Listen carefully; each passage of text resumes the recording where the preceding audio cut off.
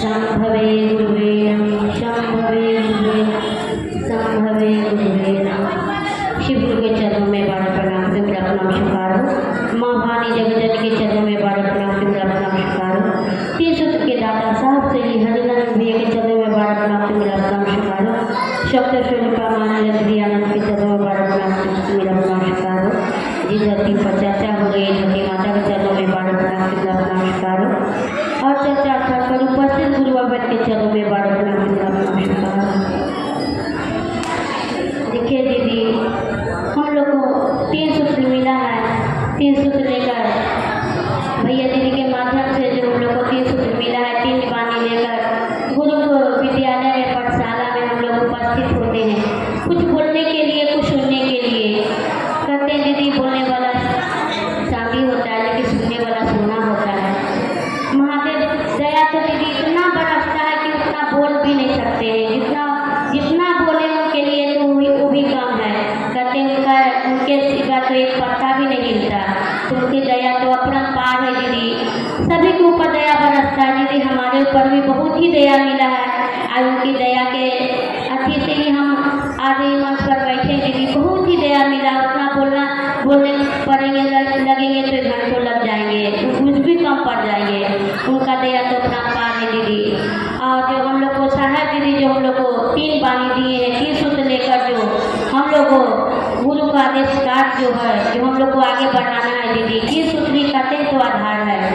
हम लोग जब घर का काम जैसे करते हैं तभी तो काम पूरा होता है, उसी तरह से गुरु का आदेश कार्य है दीदी जो हम लोग को आगे बढ़ाना है। जय दीदी का बगिया लगाया हुआ, वो बगिया को हमेशा पानी देते रहेंगे, सींचेंगे तभी तो हरा भरा रहेगा। उसी तरह से हम लोग उस बगिया को हरभराते रहे, दीदी लहराते रहे, हमेशा हम लोग का बगिया लहरता रहे। आज दीदी माँ का जन्मदिन है, कितना शुभ अवसर मिला। हम लोग को सोच रहे थे नहीं जा पाएंगे, लेकिन देखिए उनकी दया हुई, हम आ गए यहाँ मंच पर हो गए। अब उनकी दया से मंच भी मिल गया, लेकिन सब गुरु की दया है दीदी, उनका दया के बिना कुछ भी नहीं है।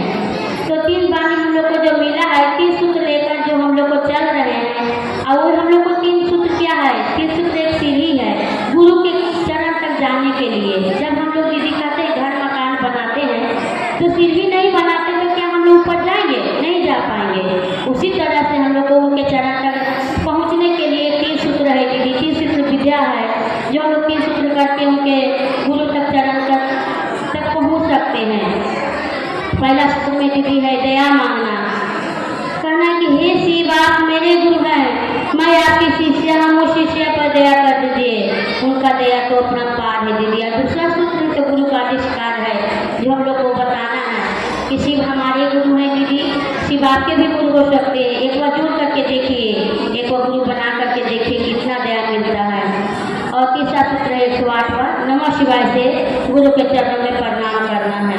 कहते हैं दीदी नमः शिवाय से बड़ा तो कोई मंत्र ही नहीं है। कहते नमः शिवाय करने से पाप का भी खंडित होता है, धर्म का विकास होता है।